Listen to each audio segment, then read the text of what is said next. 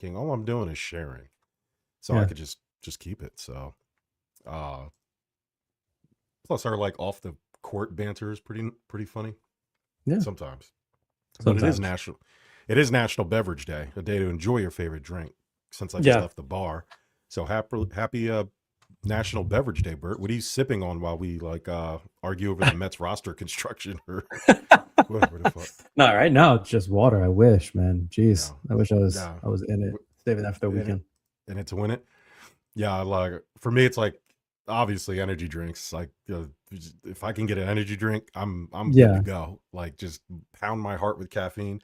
But I'm down. Like I've been cutting back. I've been doing pretty good with my energy drink consumption. I'm down to like 5 a day. So, big step for me. Like you're not like feeling that completely. That's insane. I can drink an energy drink, no lie, and I'm telling you, like at 8:30, 9, 10 o'clock, and I'm in bed within the hour, fast asleep. That's impressive. I'll be honest with you. That means your body's so used to it, it's just not doing anything. Yeah, it doesn't work on me anymore. So I just don't.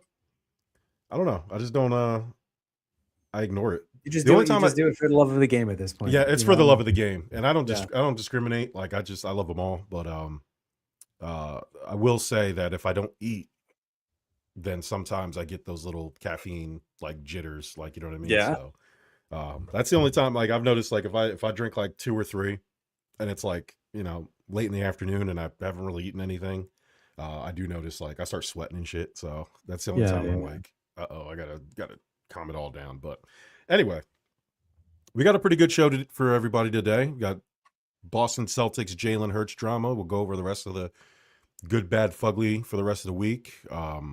Philadelphia's playoff chances, which with Joel Embiid sitting doesn't look great. Not terrible. Not terrible. Right now, not terrible. Better than game 1. My Carolina Hurricanes, I don't know if you guys know this, but haven't lost a game in the playoffs. So we're looking pretty good. No, neither of the Avalanche. Yeah. We'll do some predictions for the NHL and NBA round 2 of the playoffs to see who will go on to the Eastern and Western finals. And if the WNBA is relying a little bit too much on Caitlin Clark, all that and more next. Give them a shot to do what?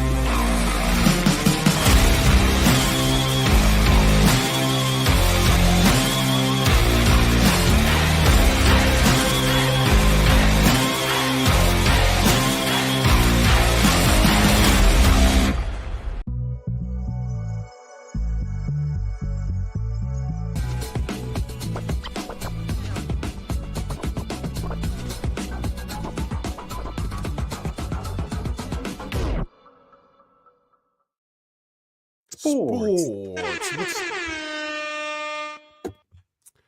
What is up, everybody? Thank you for joining us. I'm the Facebook felon Jerm. That is the prettier Corey Bert, and we together are Stuff About Sports, presented by the Give Us a Shot Network, powered by Fast Break Coffee, and sponsored, as always, Bert, by the haters.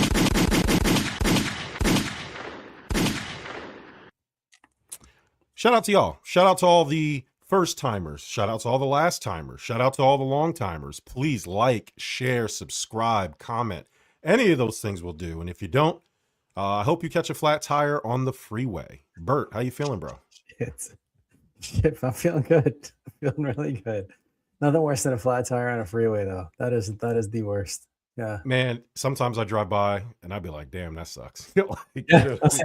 Same. Like, I'm not gonna pull over and help you, but that sucks. Like that sounds like you got cars whipping by you at like 70 and you can feel like your car shake as you're trying to change a tire. Yeah. So I did buy this thing, something I found on TikTok. I did buy this. It's like a lug that goes around because I have the old scissor jack that you find like under your seat or wherever. I don't have like a nice, floor jack. Like, I probably should invest in one, like a mini one that'll be quicker. But what I ended up doing is they sell a bolt that connects to the eye bolt of the scissor jack, and then you can take your power drill with a 1/4 inch like socket, stick it in there, and then raise easier instead of the like. Yeah, instead of like sitting there, and then you cut your hand, and you're like Bruce Banner and the old Lou Ferrigno Incredible Hulk, and you're like, and it takes 40 minutes to just raise the car. So yeah, I did that, so that was nice, and I caught a fly. I got to use it. I did an illegal U-turn in the city of Wilmington, and I made the mistake of doing it in one of the old historic streets that has the old brass or iron, storm drain covers. Popped the tire right on there. I mean, gashed my tire. Like it went as soon as I got out the truck, immediately flat.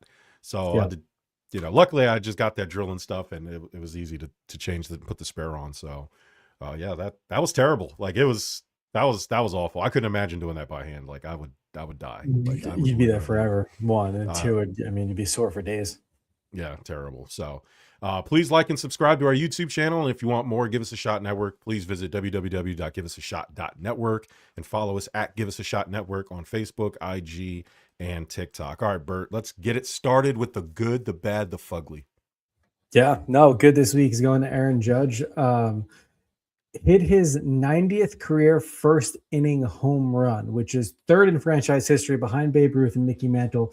I think what's most impressive is over the last 2 years, so since 2024, 45 of Judge's 120 home runs have come in the first inning. That's 38% of home runs he hit over the past 2 years have come within the first inning.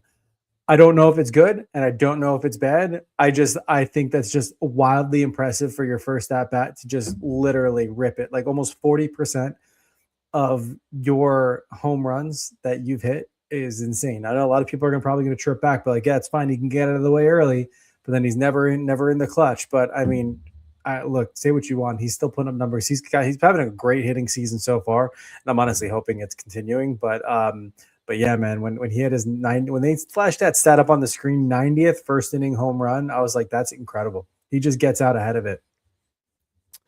Keeping it in New York, I'm going to go with the team that's playing my Philadelphia 76ers right now, not for playing the Sixers, but up until then. The New York Knicks playoff dominance. Like, I know I shouldn't be bigging up the Knicks, but they have they scored 83 points and a half versus the Atlanta Hawks in the last round. And then this round, they beat the Sixers in the first game by 37 points. They're actually the first team in NBA history to win by 25 plus points in 3 games straight. So, the Knicks, they've just been a buzzsaw, like just been cutting through teams. Joel Embiid's not playing in game 2 right now as we're currently doing this. The Sixers are holding. It's tied 99-99 with about 5 minutes left to go in the game. So the Sixers are actually playing really well. So I'm happy for them. But yeah, the Knicks have looked like one of the more impressive teams. Like if the Knicks win the title, I wouldn't be shocked. Like they look like a legit title contender. I'm not even going to sit there and lie about it. So obviously I want them to lose, but I'm impressed by the Sixers. I mean, the Knicks. And so they get my good this week. It'd be nice to see, honestly. At least that's some banner being raised in Madison Square Garden. That's for sure. Listen, moving on to my bad. I don't know, definitely not for the Rangers, but and that's actually good timing because moving on to my bad. The bad is the NHL draft lottery nonsense. And look, I'm going to get ahead of it. I know I'm a bit of Ranger fan at this point, but there's something wrong with the system. And look, there's 2 things I'm going to point out. I think it's the latter point that's probably going to make the biggest difference. The first one is just a little bit too suspect for more people to just scream the fixes in when it comes down to it. And that's the fact that the Maple Leafs ended up with the number 1 pick. They had an 85% chance of getting the number 1 pick. They had out of the top or the 5 worst teams, they were number 5, right? So not as many losses as, let's say, the Rangers or the Canucks or the Blackhawks or the Flames and so on. They somehow, because of the draft lottery, ended up with the number 1 pick. Wow. They have made the playoffs 8 times in the past 10 years, Jerm. And the 2 times they haven't made the playoffs, they've mysteriously ended up with a number 1 pick. And where is the main office for the National Hockey Hall of Fame or National Hockey League and the Hall of Fame too? Happens to be in Toronto. Some say it's a hockey city. And hold on. Everybody outside of the greater Toronto area is going, that doesn't seem right. But what really, I'll be honest with you, that all that aside, because, correlation's not always causation, but let's see. But I think the biggest issue I have with this draft lottery is it allows any team to jump up at least 10 spots, which means even if you were a wild card contender and you were in a trash division and you were fighting for a playoff spot up to your last, breath, so to speak, you have an opportunity to jump higher in the draft. So who gets the number 2 pick? You would think it'd be maybe the other 4 worst teams between Vancouver, Chicago, New York, the Rangers, or Calgary Flames. No, Jerm. The San Jose Sharks now have the number 2 pick. Shortly thereafter, drafting generational talent last year with Macklin Celebrini, just unreal. Now they since they can jump that, the maximum, which is you can jump up 10 spots. That's the max. And in this lottery system, their ball came out for the second pick, which is, I look, surface level, pure jealousy on my end. But, when you have the Vancouver Canucks that originally had a 25% chance of getting the number 1 pick because they were the worst team in the National Hockey League, and now they're picking, I think, 3rd. Because I know the Rangers, they dropped to 3, Chicago drops to 4, and then the Rangers will pick 5 too. So I understand that it's meant to keep competition year over year. It's meant to prevent teams from tanking, right? I think in that sense it's good, but it's just I don't think we should allow that 10. I think we need to change the 10 jump rule. Change it to 5.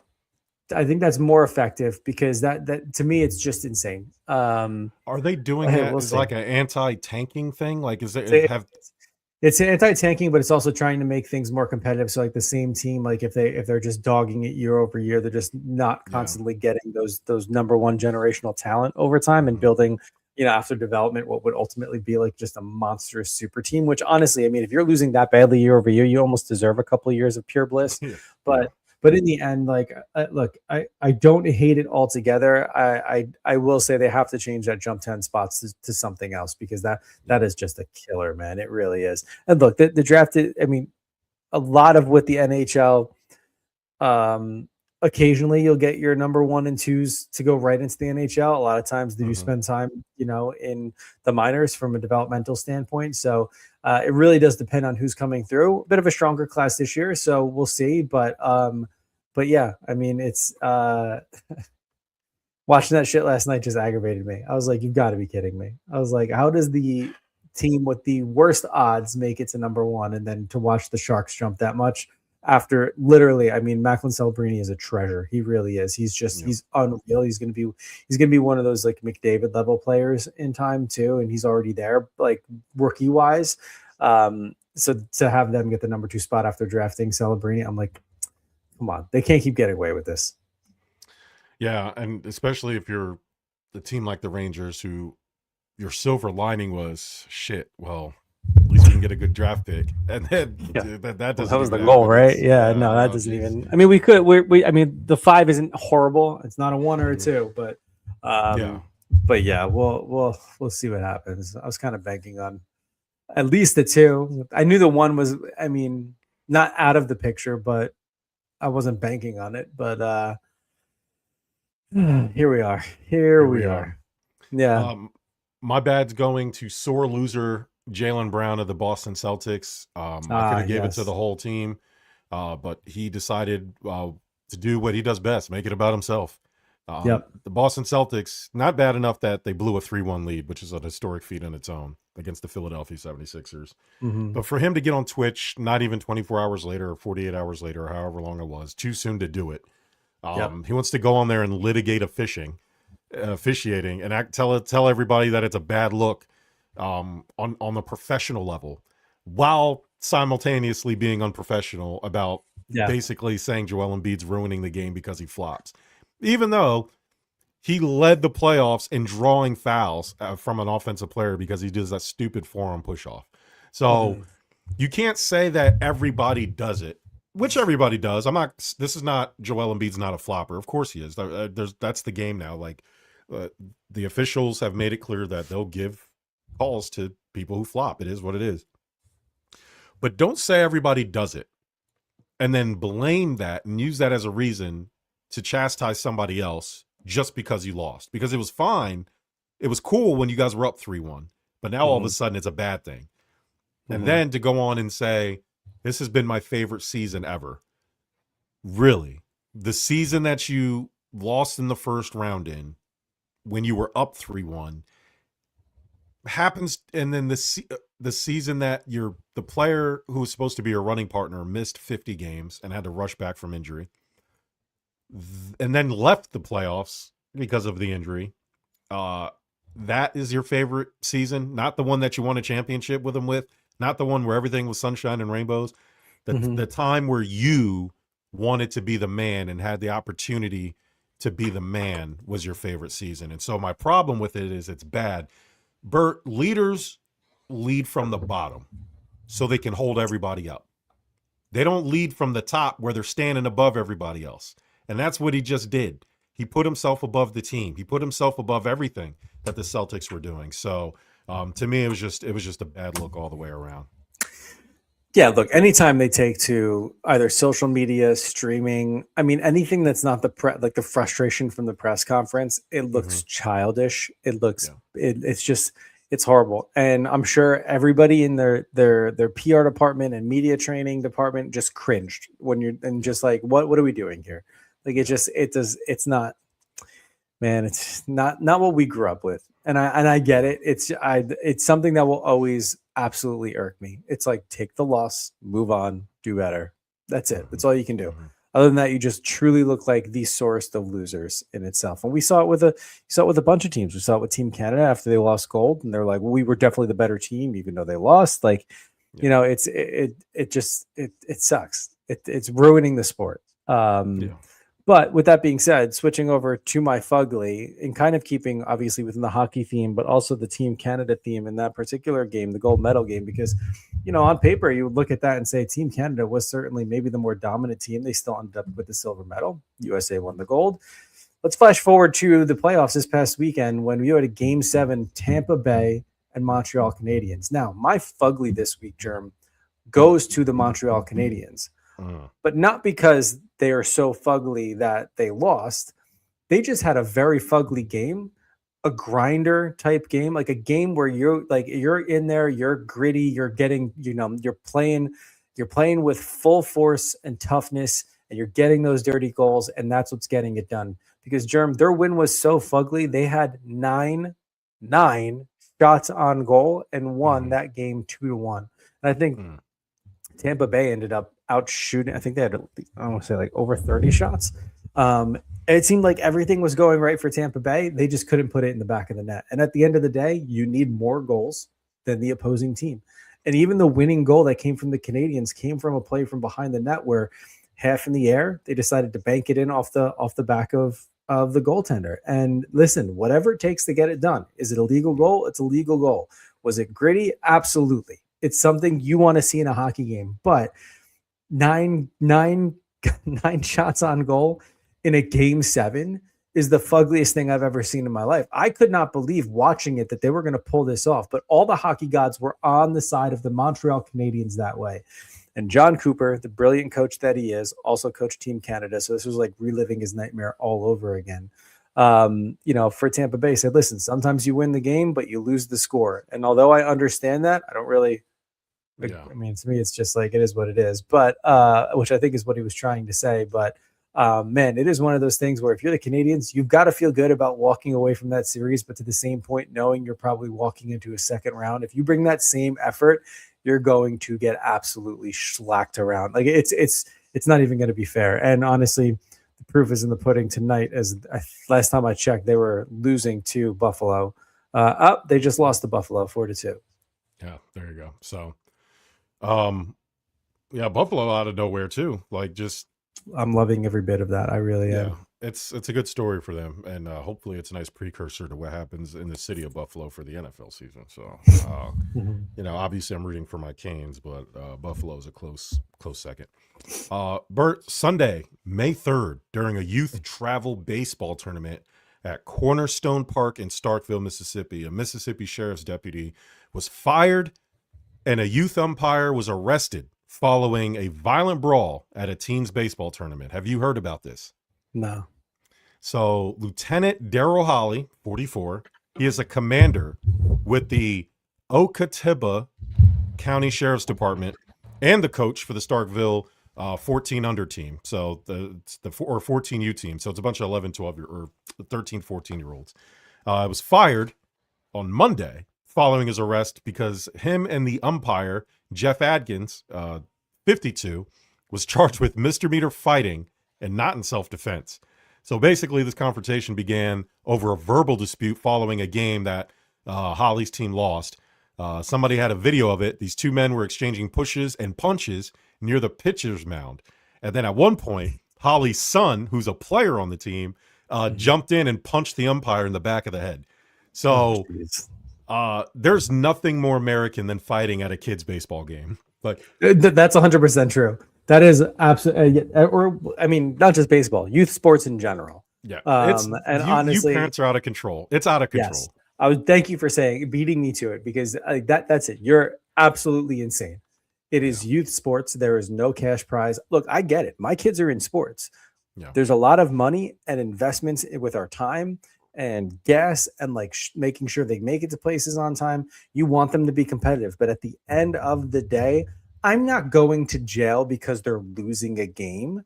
The only reason I would go to jail is if someone assaulted my kid, and I'm going to stand up for them. That's it. I'm not arguing balls and strikes at my son's little league game. That's ridiculous. But Jerm, I see this shit happen all the time. And this is 8U. So this is 8 and under. It's insane to me. And the umps that they're arguing with are like teenagers. Yeah. I'm like, guys, this isn't the big leagues. It also wouldn't happen in the big leagues too, because I can't remember the last time I've seen a fight between an umpire and a manager. It's like, can everybody just settle down?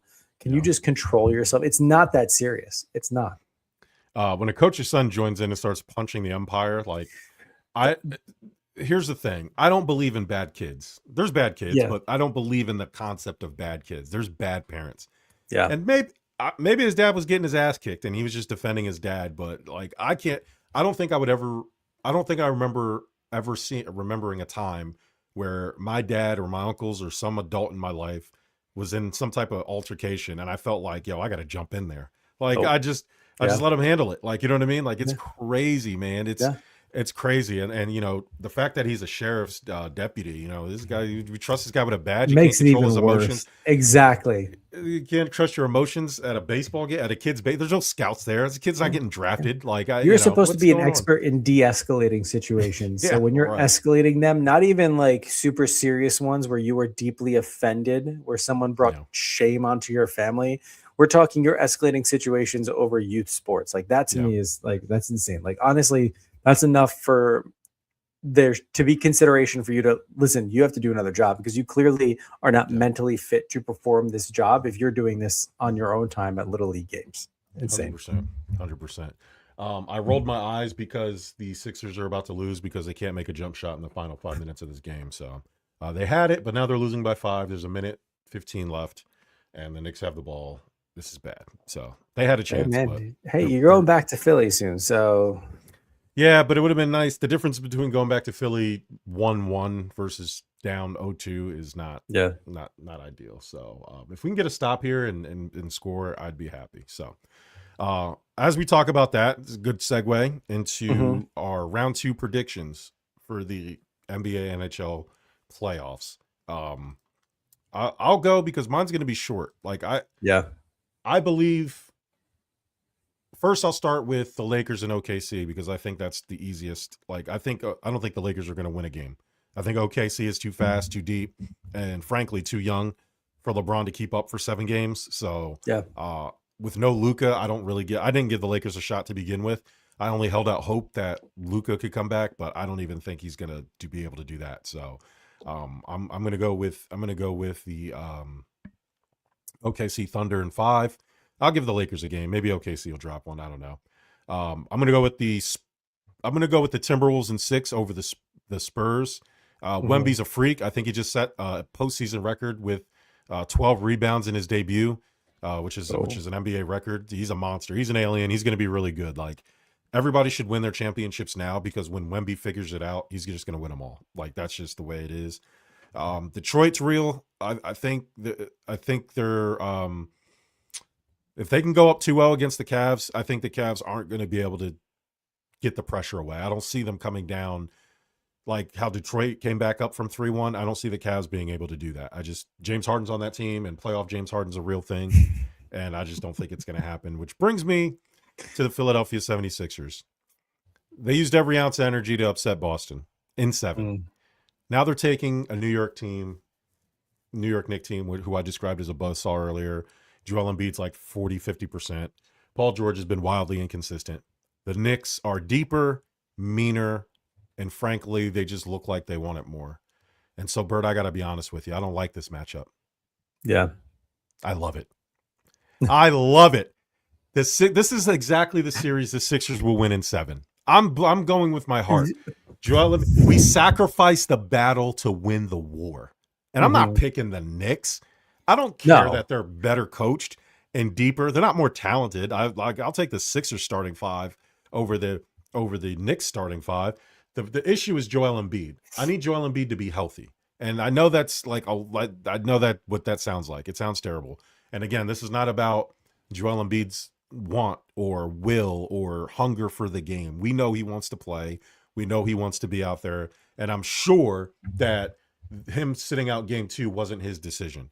However, we can't trust his body. We just can't trust it. Like, it's falling apart, and that's not on him, or however you want to say it. Like, he can't help that he gets injured all the time. It's just frustrating as a fan to sit there and deal with.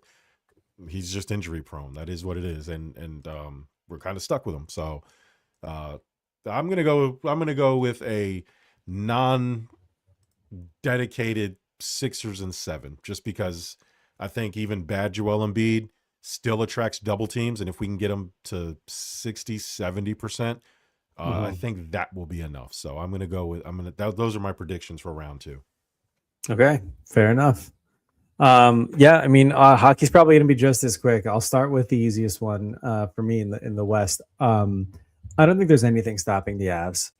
I think they are going to mow through the Wild, which says a lot because, I mean, look, the game 1 this past weekend was just a back and forth, like just straight chaos. I mean, your final score in a second round playoff game, Avalanche beat them 9-6, which is insanity to me. Avalanche are currently undefeated in the playoffs. They swept through LA in the first round. They're now 2 games in, 2 wins in against the Wild. They're going back to Minnesota. I don't see them slowing down. They have a better offense. They have the best offense in the NHL. There's a reason they only lost 16 games in regulation this year, is because they are too good. I see them going to the final, no questions asked. And I think, I mean, the Wild ended up beating Dallas. I think Dallas probably matched up better against the Avalanche overall, but I mean, whatever, like as you always say, if my aunt had balls, she'd be my uncle. That doesn't really matter right now. So I think the Avs are running through it. I do expect Minnesota to get at least 1 at home. I would say Avs in 5, if not 6, if Minnesota can somehow squeak out another win at home, or at least 1 on the road when they're back in Colorado. If I'm moving to the Ducks and the Golden Knights series, Vegas already took game 1. I like the Ducks in this series anyways. I do. I think they're built for the long run. They have game 2 tonight. If they can at least match it, make it 1-1, I think that they're going to finish out. End up the series will go 6 for sure, but I do like the Ducks there. The Ducks have a lot of really good seasoned veterans that have, most notably many of the Rangers that are now there, but have gone deep into playoff runs. So they have what it takes from a locker room to understand fully what you need to move through the playoffs. And I'm not saying Vegas doesn't. I just like the Ducks in that series overall. And I'm low-key rooting for them out of the West as well. I will say, I do think the Golden Knights probably match up against Colorado better, but I do have to pick with my heart in terms of the Ducks. Moving over to the East, this is going to be a super easy one for me, right? Philly's not winning a game against Carolina. They're not. They got lucky and even squeaking into overtime on Monday. So for me, I mean, I know we're going back into Philly. I still see Carolina sweeping them, and that means they would go honestly sweeping the first two playoff series. Maybe I will give Philly some credit and say they might win one, and the Canes will win in 5. But we're prized to see the Hurricanes move on and likely play the Buffalo Sabres. I had to be honest with you. Montreal had a good showing today. I was just looking up to make sure that they actually shot on net more than 9 times, and they did. They actually ended up getting 28 shots off, but Buffalo's buzzing right now. You want to talk about the Knicks being a buzzsaw? I wouldn't describe Buffalo as a buzzsaw, but they are a team that I think is going to easily advance against the Canadiens, and then end up playing the Hurricanes in the next round, which is going to be interesting because I think the Hurricanes, getting ahead of myself here, I think they're probably better built for that series, but not without a fight. That's something I can see certainly going 7, because I think Buffalo has like a really good matchup against them offensively too. So going to the @Stuff About Sports Instagram page, we have some polls when it comes to the picks. So Lakers and OKC, let's see how many votes we got here. 197 votes. 81% of you said the Thunder. Timberwolves and Spurs. Oh, you guys let me down so bad. 187 of you voted. You have the Spurs winning that one. Pistons and Cavs. 190 of you voted, with 68% saying the Pistons. And the Knicks and Sixers, 186 votes. 67% said Knicks. You sons of bitches. All right, on to the NHL. 184 votes between the Avalanche and the Wild, with 81% saying the Avalanche. The Ducks and Golden Knights, 53% with 184 votes.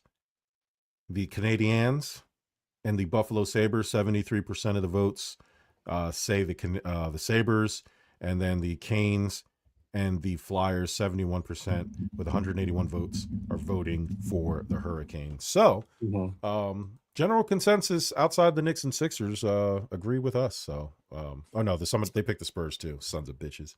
I don't like that. I don't like the Spurs. I want Ant-Man. I want Ant-Man to ascend to greatness, and so I'm gonna need him to do that. Bert, if you actually are shocked, or if anybody, I'm not saying you, I'm just saying anybody, is actually shocked that the Browns are choosing a $230 million veteran over a kid who had an 18.9 QBR last season, clearly has forgotten that in Cleveland, the sunk cost is the only thing they can do. Like, of course, as long as Deshaun Watson didn't look like dog shit, he was going to start this season. Like that, this dream of Shedeur Sanders, I get it. Also, you have Todd Monken, first-time coach, right? Or first year as the Browns coach anyway, is not going to bet the start of his career there on Shedeur Sanders. I don't know, and it's okay, and it's fair to say that this is probably not a total football decision. Yeah. Deshaun Watson's cap hit is $80 million this season. Yeah. I mean, enough said. Get your money's worth, or at least get the little bit, right? Yeah. Because if you're looking at play and skill alone, it's not a 50-50 decision. It's probably a 60-40, though. I don't think. I mean, you can't watch. He's not trustworthy by any means, and we've seen that with his play the past couple of years too. So, but no, I think this is probably more leaning as a business decision than it is a true football decision, to be honest with you. But I mean, hey, it's a long season. So give him 2 weeks and then, change it up, I mean, yeah. And if I'm Shedeur, I think it's okay. Deshaun Watson's coming off of, excuse me, back-to-back Achilles surgeries. So, it's okay if the reasoning is the dollars, but he may not last a season, just due to his injury history. Is there a scenario where the Browns do some asset management and maybe trade Shedeur while the brand, because maybe not Shedeur on the field has been high. I think we've seen flashes, but you can't have like 10 interceptions in the little bit of games he played during the season as they were playing around, as Kevin Stefanski was playing around with musical quarterbacks. But if Deshaun Watson comes in excuse me, and looks like, I don't know, 70% of his old self. You know, maybe there's a idea of, you know, because Dylan Gabriel, another quarterback they drafted, still on the roster. You know, I'm sure they can find somebody else to fill in the void. So it's crazy. You know, I think a lot of things are working against Shedeur, and I like Shedeur. I'm a big Shedeur fan. I hope it turns out well for the kid. I get that, you know, the way he acts probably turns some people off, and that's fine. I think if you're good enough, we've seen that people tend to ignore that stuff a little bit, as long as you're not doing nothing like, and honestly, not that Shedeur's really been doing anything wrong other than unearned arrogance in some people's eyes, but he's to me hasn't been a distraction. I think he's actually been a pretty good teammate through it all. I agree. Yeah, I think it was just a carryover from the draft antics or draft party that rubbed people the wrong way. But at the same point, like we spoke about this on the show, like people are focusing on some weird shit, because there's a lot of people that are certainly fine with some egregious stuff, like, I don't know, domestic violence, but then like, oh no, someone acts a little too cocky and has a lavish party, and you're like, whoa, like, hey, they shouldn't be acting like that. It's like, fuck off. They worked their ass off in college. They weren't gifted at everything, maybe great genetics and athleticism, but they still have to work to make it to this level. So I'm with you, man. Like, I think there's strong developmental there, and I don't think people should be as like upset if Shedeur ends up obviously playing full time. I still think there's a lot to learn for him, though. Like, I think like he had a little bit of a breakout towards the end of last season, but he's got to get back to it, and this could be good for him in the long run as well. If you followed anything that him and look at his brother. If you don't believe that he's been handed everything, like Dion has made his kids work for it. Shiloh has not risen up to the occasion. That's why Dion shows little to no attention to him, as it seems. I mean, obviously he's proud of him when Shiloh does well, but like, he knows, like, Shedeur has worked really hard to be one of the best college quarterbacks, and he's going to work really hard to be a good NFL quarterback. It just takes time. You know, I think people are looking for an excuse to hate him a little bit, and that's fine. It's just, just be real with yourself. Might be carryover hate from Dion's playing days too. Like, you know, like, oh, I'm sure people don't like what is perceived as silver spoon kids. You know what I mean? Like, it's like a weird unearned arrogance that people don't like. The kid hasn't done anything other than believe in himself and hype himself up. I don't see a problem with that. I don't. I really don't. But when it comes to the Browns quarterback situation, like, I get it. The contract sucks, and I would hate it if I was a Browns fan to have that on the team. But that money's the moment they got it. Like, it's 100%. But you're handcuffed to him now. You're handcuffed until at least next year, right? March 27 is when the deal's up. That's after the season. So let's see what he is. Like, I'm paying. You're gonna cost $80 million of my cap. Like, you're gonna play, especially in a division with Lamar Jackson and Joe Burrow. I don't think Todd Monken's gonna gamble his job on Shedeur Sanders, who hasn't proven anything yet. At least Deshaun Watson has proved that he could play at a high level. Now, can he? Will he? I don't know. You know, for me, this isn't like a fresh start or anything like that. This is like a final exam for him. Yeah, this is the last straw, is what it 100%. Is. If he doesn't play well, he's never going to play in the NFL again. Like, that's like he has to play decent, and then he can go be he can earn a minimal contract or a backup, or maybe, you know, you get a team like the Jets who are trying, you know, they get Geno Smith, they're trying to sign Russell Wilson, you know, maybe like Deshaun Watson is definitely going to move towards bridge quarterback. You know, unless he plays out of this world and they give him another contract, which that would be, I don't know how you would do that. I don't know how you would I'd find that very hard to believe, but hey, but if they play Sanders, things. Yeah, me too. If they play Sanders and he fails, they've ruined their only trade asset in Shedeur, and their veteran at the same time, because this is the last year they're going to have him, and it's not going to be enough time to really evaluate him. So, it's an interesting exercise, and we'll see how the Browns. I actually like the Browns draft. I am higher on the Browns than a lot of people. I think they're going to actually be okay this year. But again, a lot of that, it will hinge on the play of the quarterback, whether that is Shedeur or whether that's Deshaun Watson. So we'll see about that. Switching gears to the WNBA, Bert. I don't know if you saw this. WNBA season's 44 games. The Indiana Fever, the team that Caitlin Clark, WNBA superstar, I may argue, in the truest sense of the word, probably the only WNBA superstar. That's a in terms of, in terms of moving the needle. There are stars within the WNBA. I'm talking about like First Take was having segments about her. Like, you know what I mean? Like it's, and this is more about like her numbers. I get she's not the best player on the court. I understand all that. I'm just saying in terms of superstardom, it's more than just how you play. It's how you move the needle. And she moves the needle. Like that's not even an opinion of mine. Like there's like empirical data that says it, right. Yeah. So, I could just make that argument that she's the only real superstar in that sport. Either way, all 44 of her games are nationally televised. Bert, that's a lot of pressure. Do you think the WNBA is relying too much on Caitlin Clark? I think they're relying what they need to rely on, right? And if it's 44 games, that's fine. If it's 42 games, that's fine too. But I think 50% of her games televised. They want to bring, look, in the truest sense of the form, they're doing two things at once. One, they're capitalizing on a superstardom that is there. Like you just said, there is data to show that Caitlin Clark specifically has brought in a huge amount of revenue to the sport. And in doing so, been able to certainly advocate for more for the sport in general, but also for the players, for the teams. Like this is going to be good overall.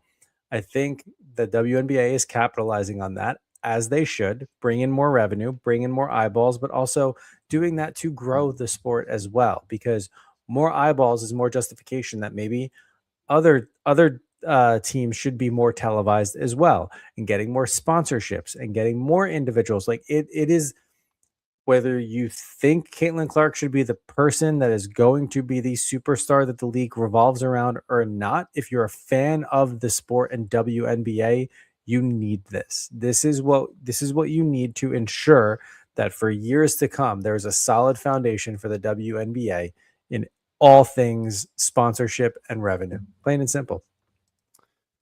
Yeah, so the answer to the question is yes. However, 100%. However, I think this is probably the only move they have after a CBA. Like you have to go with a sure thing. You have to go with a sure bet. Now, Caitlin Clark missed a lot of time in 2025 with a groin injury.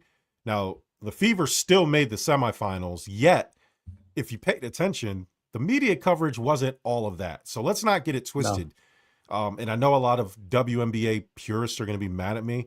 People aren't buying WNBA tickets. They're buying Caitlin Clark tickets. Like we saw that the Chicago game that she had, was it last season that they had to move to a larger arena because there was more demand for it in Chicago. They've in Chicago, her away games were selling. Like the teams were touting that they were selling away. They were selling the games.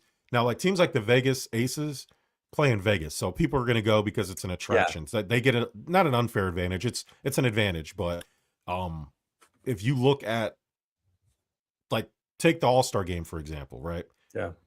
Like Caitlin Clark had, well, first off, her ratings, she had 1.25 million. That's the average viewers for a game on the Ion television channel, which I don't even have, compared to 954,000, almost 100,000 more viewers than games without her in them. So, and she was responsible for 26.5% of the total WNBA economic activity. So that's tickets, merch, TVs, all attributed to Caitlin Clark. That's insane. So, you know, I get that they're, on one hand, I do understand that you have to kind of deal in diversification here, but I think the fans have made it clear that they're in on Caitlin Clark. Like by putting all 44 games on national TV for them, the WNBA has basically called the Indiana Fever they're the Dallas Cowboys of the WNBA. Like they are, it's smart business. It's just like that's because people want to see her and her team. And it helps that her team is now getting good. And I think they can make a run to the finals if she stays healthy. But like we saw it with the All-Star game. All-Star ratings dropped 36% the second Caitlin Clark was rolled out. Ticket sales plummeted. Like you can get tickets for less than $20 to an All-Star game. Like that's insane. That's insane because of one person. So shout out to the Golden State Valkyries. I think they're the first $1 billion franchise. That's nice for an upstart expansion team. That's not a sustainable model. They don't have stars like Caitlin Clark on their team. So Yeah, it's amazing. I'm okay with this for now. However, what I will say is that they should use this opportunity on these nationally televised games that Caitlin Clark is going to be highlighted on to also highlight the players she's facing, right? Like, if nobody cares about the New York Liberty and the Las Vegas Aces, teams that are actually winning WNBA championships, you need to highlight them a little bit more on top of Caitlin Clark, right? Like, it's okay to do that, but you can't treat this like a solo concert tour. Like, you can't, like this, you have to be able to, especially with two more expansion teams, right? We have Toronto being added this year. You have Cleveland coming next year or 2 years from now. I can't remember the years, but I know Philly's coming in 2030. And then you have Connecticut moving to Houston. So that's essentially a new team there, even though they're reviving an old team or whatever. It's just, you're bringing it back. So it's not sustainable, but it's smart. And they need to focus on diversification. I think that's the second idea. So I think they have a good, solid game plan here, but I just found it jarring that, you have teams that are actually like the Las Vegas Aces with Asia Wilson, who's the best player in the league. And then they chose to put Caitlin Clark front and center, which, I get it, because like we were talking about earlier, the data proves that that's who the people want to see. And again, hardcore WNBA people obviously are watching all the WNBA games. This is not an indictment on Asia Wilson or any other player. This will help get the more casual fan into it a bit more. That's all they care about. WWE does it. That's why they're on ESPN, and the people are out. Why are they doing this? The hardcore fans are going to watch anyway. The hardcore NHL fans are going to watch anyway. The hardcore NBA people, NFL. Well, there is no hardcore NFL. Everybody likes NFL. But everybody likes, hardcore WNBA fans are always going to watch it no matter what. Yeah, and that's what you want. Like, there shouldn't be any animosity from those diehard fans about it. Like, oh, you're just a casual. Oh, they're only doing this. It's like you need this and want this for your sport. Like, the two of you can coexist. Like, that's fine. Like, this is something to welcome 100%. Yeah, I'm with you there. All right, Bert, let's play a little fair or foul before we get out of here. Let's go. You pointed out to me Carolina Hurricanes. I wish I had a picture pulled up. The beer skate? The beer skate with the Carolina Canes logo on it and beer on the blade. We've all seen the beer bats at some of these baseball games. There's all types of beer, anything. Yeah, beer around. Sabers for the Buffalo Sabres. Yeah, they sell them in I remember a few years ago, the Minnesota Vikings, when they got their new stadium, had the beer and the horn, the old Viking horn. I heard the Mammoth were doing something similar to that. Like a Tusk or something. Exactly. Yeah. That'd be sick. That would be amazing if they did something like that. Yeah. So Gimmick Drinkware, fair or foul, is that clever marketing, and should more teams do it? Fair, 100% fair, and more teams should do it. And if you look up the sales of those beer skates, I don't have the numbers in front of me, but they were insane. And they look pretty awesome too. Look, everybody wants to drink out of Das Boot. Everybody wants to drink out of a beer bat. That's why they get it. It's novelty, and we're going to do it. We're going to spend the money. If I'm spending $19 on a beer, I want to drink out of a skate. That's the way it's going to be. I mean, Christ. Like, look, baseball has had a chokehold on novelty foodware. Everybody at every ballpark is eating out of a tiny baseball helmet. You know how much of a difference that makes? Like, when I bring my son to a Yankee game and he's like, I want ice cream. I'm like, yeah, we can get ice cream here for $8. He's like, nah, I need that one. That's $22 and comes in a little Yankee helmet. I won't stop at ice cream because I have an adult size plastic Yankee helmet that popcorn came in because it's there and I want to eat popcorn out of a Yankee helmet. So yeah, every stadium needs to do a version of this. In researching this term, I found out that I think it's Detroit, the Red Wings, they were serving chicken tenders out of a little Zamboni. Yeah. We need more of this. We need more tacky marketing, drinkware, and eatery items. 100%. I will, and the target audience is me because I love stupid shit like this. Yeah, plain and simple. Is it going to sit in my cabinet until I eventually throw it out? Yes, I will never reuse it ever again. But you know what? I'm eating chicken fingers out of a Zamboni and I'm drinking out of a beer skate. God damn it. Bert, they're cheap. They're tacky. And I got to tell you, I don't like it. You don't like it? I love it. It's like, what? It's like, I don't even know you anymore. It's fair, man. It's like, yeah, like the product on the field is about sports. The rest of the experience is entertainment, man. And like, and it's sports is an entertainment business as well. And business is booming when you're giving people a reason to buy or post your $22 souvenir cups on Instagram. Like, that's clever. Like, give them a reason to do that. Like, the boot is sick. Like you're right. And I might bust it out like for parties, like a watch party or something like that. Or playoff runs. You keep it for years to come. Yeah. I'm going to bust that thing out for years to come. It's going to, like you said, it's going to sit in the back of the cabinet somewhere. And I'm going to remember randomly that I have it. I might bust it out once or twice a year just because it's like, oh shoot, I have this down there.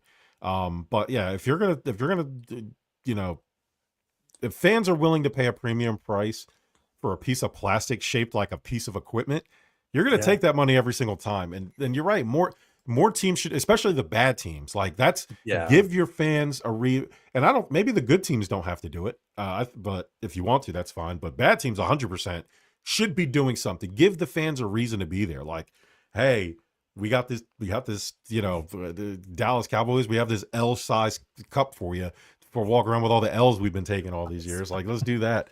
You know, it's crazy. Maybe the Eagles can sell Jaden Daniels head cup so they get a sense of what a good quarterback is like in the division. So yeah, I think we're both fair on Gimmick drinkware. I love it. Beer bats, skates, sabers, whatever you got, horns, tusks, anything they got going on. I think I'm with it. The Sixers, they made a good run of it. They tried to beat the Knicks in game 2, but they'll head home for game 3 down 0-2. But not all is bad, Bert. The news is that the Sixers are restricting ticket sales to people who are only local. If you go on the website or go on any of the ticket price websites and your zip code, when you type in your bank card information, does not match the Philly metro or Delaware County area, you will not be able to buy tickets. So fair or foul, is it lame for a city to block opposing teams' fans from buying tickets? Yeah, I think it's foul. I think, and look, I understand the argument of like, we want to make sure we have the right people in the building, but to the same point, like if your fans aren't scooping up those tickets, you don't deserve like to reserve tickets for people that don't even give a shit about the team. Like that's to me. And like, honestly, it does a disservice to individuals that might be in the New York area who are Sixer fans. You're going to tell me they can't buy tickets? Like what if they're lifelong Sixer fans, but had to relocate to New York? That's where job opportunity was outside of Philly, whatever company. And now they can't go watch their team, or they got to rely on the secondary market. That's going to be super inflated because you're going to have a bunch of locals buy up tickets and then resell to Knicks fans anyways. Like it's so lame. We saw this. I think the Hurricanes did it a couple of years ago. I think the Florida Panthers did it. We've seen this in other sports and other arenas, and every single time I think it's such a cop out. Let opposing fans in, or get a fan base that cares a little bit more. Like, let's not be childish about it. No, this is fair. Are you kidding me? We must protect this house. You don't remember the old Under Armour commercials? Yeah. It's not a neutral ground for invasion. What is the point of having home court, home field advantage if you can't help? You do whatever you can. I'd rather play in an empty building than let the enemy in. Like I don't give a shit.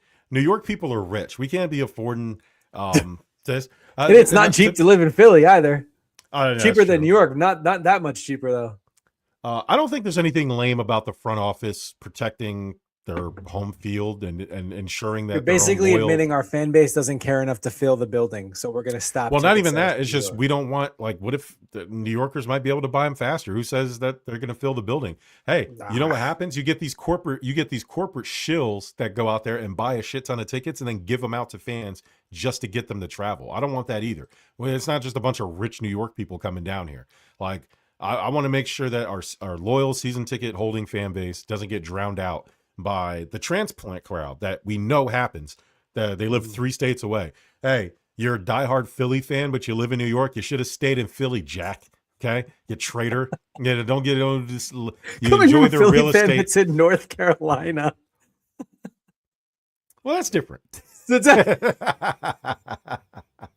God forbid Charlotte ever made it to a final and you were back in Philly. You're like, yeah, I could definitely make this game. And they're not going to sell to you because your address is in North Carolina. Well, I mean, I have family in the Philly metro area. I can get tickets. Okay, I'll get them to buy. Yeah. So I'm in, baby. We back. I don't know. Like, listen, you build the house, you decide who gets an invite to the party, man. Like, sorry.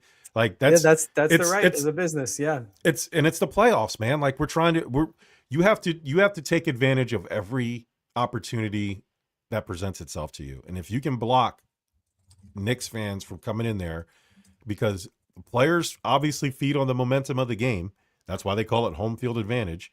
I want to keep that. And if a team can help that in any way, obviously you'll get Philly people that'll sell their tickets to New Yorkers. I get that there will be New York fans in the building.